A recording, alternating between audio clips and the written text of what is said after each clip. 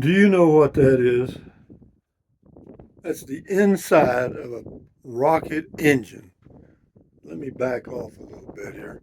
I'm walking around the Space Museum here near Alamogordo, New Mexico, and this thing was sitting out here all by itself. That is a rocket engine. I'm going to give you some really interesting info in just 1 second.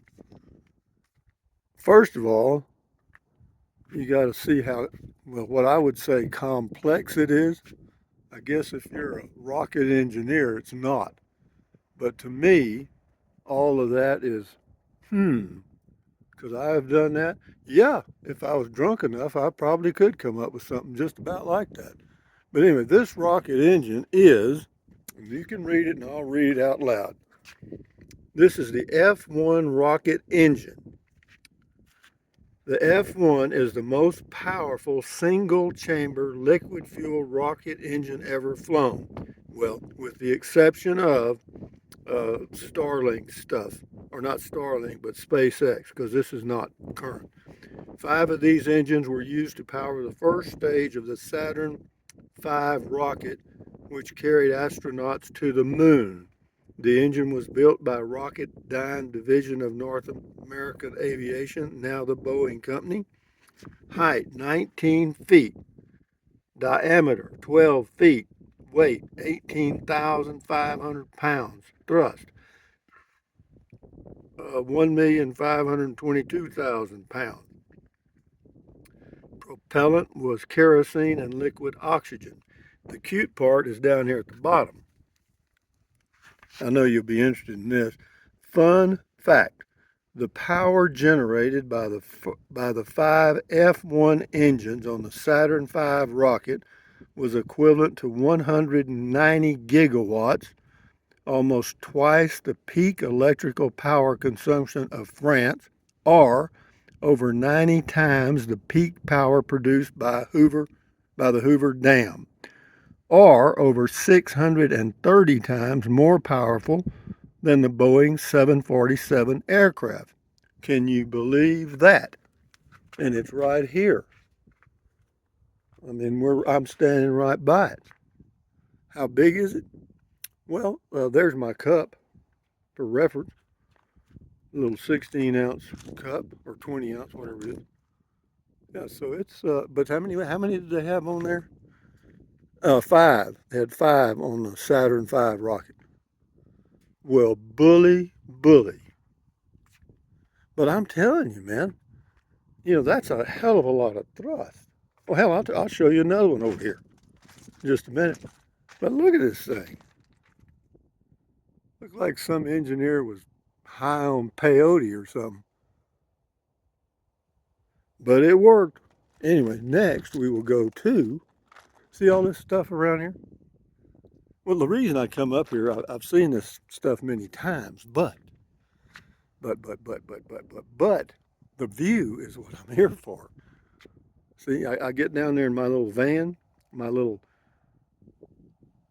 Go, and facing out the back, and that's my view, and I'll read a book and have me a little snack and a little picnic or whatever. And yeah, there's never anybody here hardly.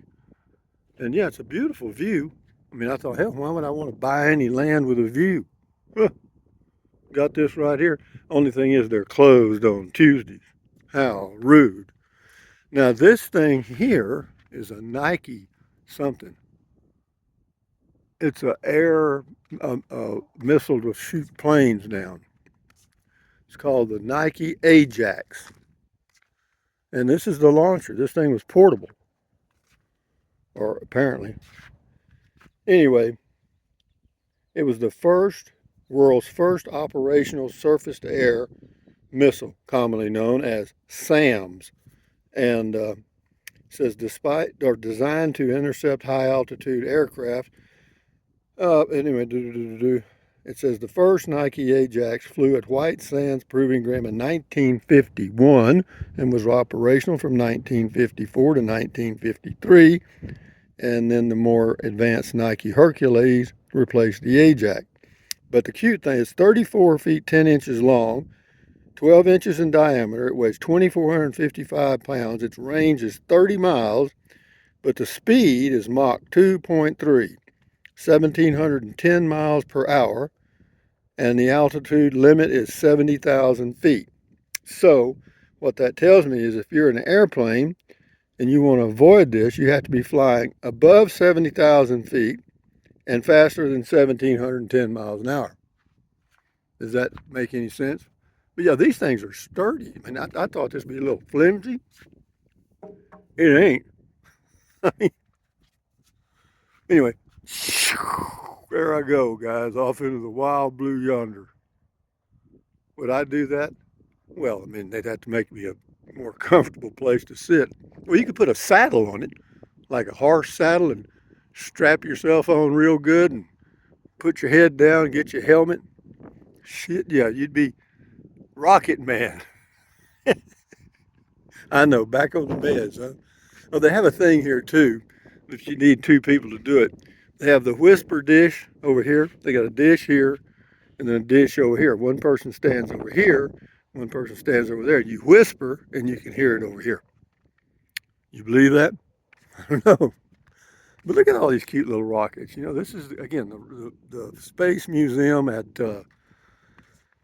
Alamogordo, New Mexico. Yeah, it's out off Scenic Drive. Beautiful view, man. They have all kinds of stuff on the inside, too. They even have a theater where you can watch different things. But they got some big ones, too. Yeah. They got airplanes, too, down here. Well, you can't hardly see it.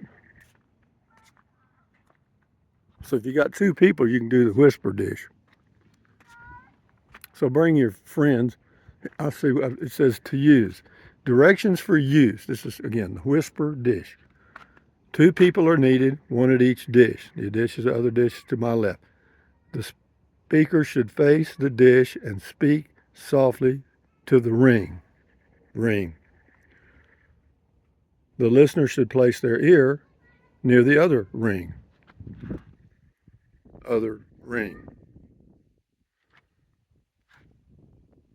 Naturally occurring waves from space are very weak because of the great distances they must travel to reach the Earth.